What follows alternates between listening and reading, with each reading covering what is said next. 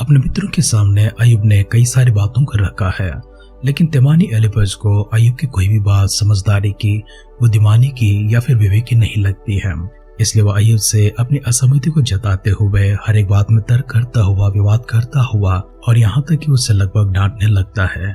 अय्यूब की बातों से तेमानी एलिफज क्यों सहमत नहीं है, और क्या सच में अय्यूब की बातें बुद्धिमानी की नहीं है, विवेकी के नहीं है, ज्ञान के नहीं है? क्या कारण हो सकता है उसके जो 3 मित्र आए हैं उनमें से किसी को भी अय्यूब की कोई भी बात सही नहीं लगती है और उससे विवाद करने लगते हैं, तर्क करने लगते हैं? आगे के अध्ययन में जाकर इन सारी बातों को गौर करने से पहले आइए अपने आप को हम परमेश्वर के हाथों में समर्पण करेंगे।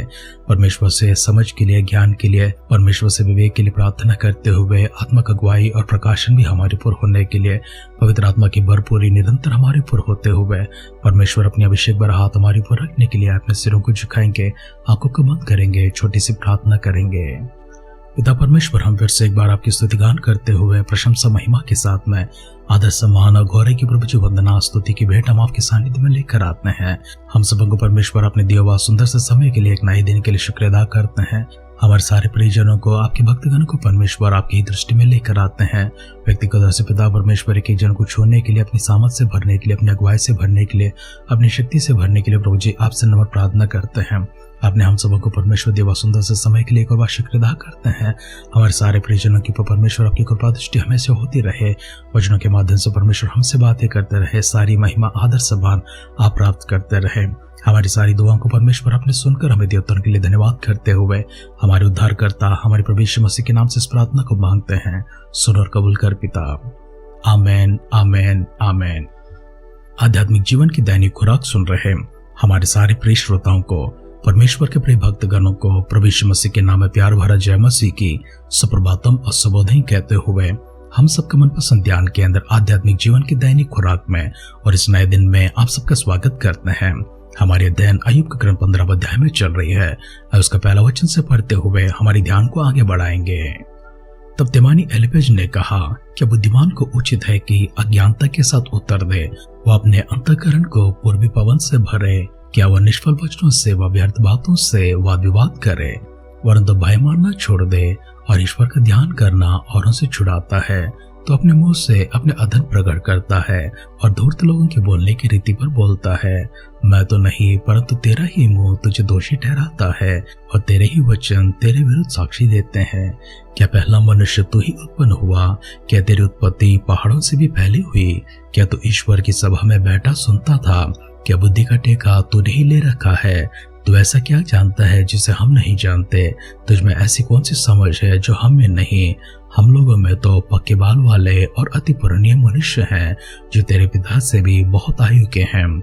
ईश्वर की शांतिदायक बातें और जो वचन तेरे लिए कोमल है, क्या तेरी दृष्टि में तुच्छ है? तेरा मन क्यों तुझे खींच ले जाता है और तू आंख से क्यों सहन करता है? तू भी अपने आत्मा ईश्वर के विरुद्ध करता है और अपने मुंह से व्यर्थ बातें निकलने देता है। मनुष्य है क्या कि वह निष्कलंक हो, और जो स्त्री से उत्पन्न हुआ वह है क्या कि निर्दोष हो सके? देख, वह अपने पवित्रों पर भी विश्वास नहीं करता और स्वर्ग भी उसकी दृष्टि में निर्मल नहीं है। फिर मनुष्य अधिक घिनौना और मलिन है, जो कुटिलता को पानी की नाई पीता है। अय्यूब का ग्रंथ 15 अध्याय का पहला वचन से लेकर 16 वचन तक हमने पढ़कर सुना है। तेमानी एलिफज की बातों को हम गौर करके देखते हैं। तेमानी एलिफज ने अय्यूब से कहा, अय्यूब, बुद्धिमान को क्या उचित है कि अज्ञानता के साथ उत्तर दे? वह अपने अंतःकरण को पूर्वी पवन से भरे। क्या वह निष्फल वचनों से, व्यर्थ बातों से वाद विवाद करे? और इसका सार बताते हुए उससे कहता है, तू तो भय मानना छोड़ दे, ईश्वर का ध्यान कर और से तुझे वही छुड़ाएगा। एलिफज की इन बातों को कहने का कारण यह है, अय्यूब तो अपने आप को बुद्धिमान ठहराता है, ज्ञानी समझता है, ज्ञानी ठहराता है। न केवल अपने आप को अय्यूब इस तरह से ठहराता है, परंतु अय्यूब की इतनी अच्छी चर्चा भी है, इतनी अच्छी प्रतिष्ठा भी है कि उसके देश के ही लोग नहीं, वरन आसपास के सभी लोग उसे इतने ही बुद्धिमान के रूप में, इतने ज्ञानी के रूप में, इतने ही होनहार के रूप में देखते हैं। लेकिन बुद्धिमान मनुष्य, ज्ञानी मनुष्य, विवेकी मनुष्य कष्ट आने पर क्यों कर अपनी बुद्धि को छोड़ दे, अपने ज्ञान को दूर रखे, अपनी विवेकी को हटाकर अज्ञानता से, अविवेकी से काम करे। इसलिए उसको बताना चाहता है और उसको कहना चाहता है, तो जिस तरह से अपने आप को समझता और साबित करने की कोशिश करता है वैसे तो रह नहीं पाता है। तो अपने आप को परम ज्ञानी ठहराता है, तो ज्ञानियों से भी ज्ञानी होकर सबसे बढ़कर अपने आप को ज्ञानी कहलाता है। मैं जानना चाहता हूँ और हम सब लोग जानना चाहते हैं, ऐसी कौन सी बातें हैं जो सच में तुझे ही मालूम है और हम लोग को मालूम नहीं है। तो हमें तो ये बता दे, क्या तू पहला मनुष्य था जो उत्पन्न हुआ था या फिर पहाड़ों से पहले तू बनाया गया था? क्या तू ईश्वर की सभा में बैठकर सुना करता था? और क्या बुद्धि का टेका तू ही ने ले रखा है? ऐसा क्या तू जानता है? बता दे हमें कि हम नहीं जानते या फिर हम नहीं समझते।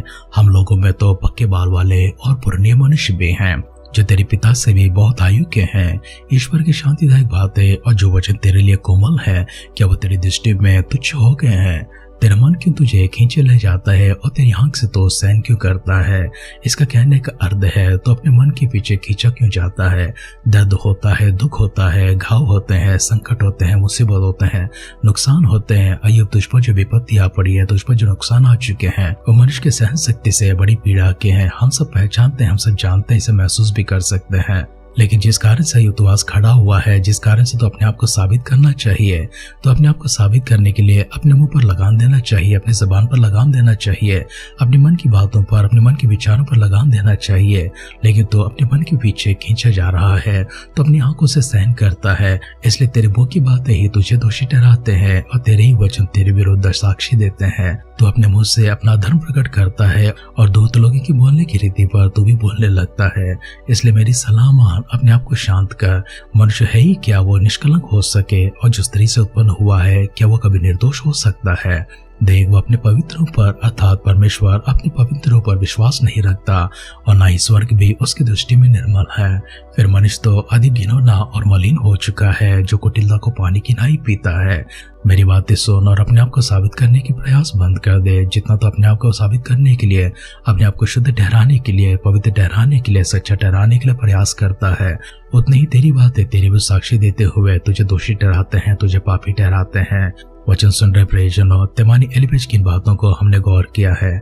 एक और बात को हम गौर करने की कोशिश करते हैं। कष्टों में, संकटों में, मुसीबतों में, तकलीफों में हमारी नीयत हमसे दूर नहीं होना चाहिए, हमारी अच्छी स्वभाव हमसे दूर नहीं होना चाहिए, हमारी विवेकी मन, हमारे प्रेम से भरा हुआ हृदय हमसे दूर नहीं होना चाहिए, बुद्धि की बातें, समझ की बातें हमसे दूर नहीं होना चाहिए, नैतिकता हमसे कभी दूर नहीं होना चाहिए, आध्यात्मिकता भी हमसे दूर नहीं होना चाहिए। परमेश्वर की दृष्टि में हो, मनुष्यों की दृष्टि में हो, कष्ट के समय, संकट के समय, विपरीत परिस्थितियों में हम कभी दोषी ना ठहरे। इसलिए अपने आप को परमेश्वर के हाथों में समर्पण करेंगे। परमेश्वर का अगुवाई के लिए, अभिषेक के लिए मिलकर छोटी सी दुआ करेंगे। पिता परमेश्वर, हम फिर से एक बार इन सारे मूल्यवान शब्दों के लिए, आपके ज्ञान के वचनों के लिए आपकी शुक्रिया अदा करते हैं, आदर करते हैं, सम्मान करते हैं। देवा सुंदर से समय के लिए प्रभु जी आभार प्रकट करते हैं। हमारे सारे प्रियजनों को, आपके भक्तगणों को फिर से एक बार आपकी दिव्य दृष्टि में समर्पण करते हैं। व्यक्तिगत तौर से पिता परमेश्वर एक ही जन को छोड़ने के लिए, अपनी आत्मा का अगुवाई में, अपनी आत्मा के प्रकाश में प्रभु जी उन सबको चलाने के लिए, आपकी महिमा से प्रभु जी उन सबको भरने के लिए प्रार्थना करते हैं। प्रभु यीशु मसीह की बादलों के आगमन का विलंब होगी, कल सुबह फिर से एक बार मिलकर आपकी स्तुति करने, आराधना करने, अपने आप को संभालते हुए परमेश्वर आपकी देवी महिमा में एक दूसरे को देखने के लिए, प्रभु जी आपकी सुरक्षा का कवच हमारे चारों ओर रखने के लिए, हम सबको सलामत संभाले रखने के लिए आपसे नाम प्रार्थना करते हैं। अगर हमारे मिलने से पहले प्रभु यीशु मसीह की बादलों के आगमन संभव होगी तो आपके स्वर्ग राज हम सबको शामिल करने के लिए दुआ करते हैं। हरे प्रार्थना पिता परमेश्वर, आपने सुनकर हम सबों को उत्तरों के लिए धन्यवाद करते हुए हमारे उद्धारकर्ता, हमारे प्रभु यीशु मसीह के नाम से इस प्रार्थना को मांगते हैं। सुन और कबूल कर पिता। आमेन, आमेन, आमेन। तेजोमय परमेश्वर की प्रकाशमान अभिषेक भरा हाथ हमेशा आपके ऊपर होती रहे। ज्ञान और समझ से आप परिपूर्ण होते रहे। हर हाल में अपने आप को संभाले रखें। हर एक विपरीत स्थिति आपके लिए भलाई को ही लेकर आ सके। इस प्रकार के विश्वास में आप चलते रहे और परमेश्वर निरंतर अपनी अगुवाई में आपको संभाले रखे। हमारी सी दुआ और कामना के साथ आज की ध्यान कहीं पर समाप्त करते हैं। आप सुनते रहिए, सुनाते रहिए आध्यात्मिक जीवन की दैनिक खुराक। कल फिर मिलेंगे। अपना ख्याल रखिए, अपनों का ख्याल रखिए, दूसरों का भी ख्याल रखिए। God bless you.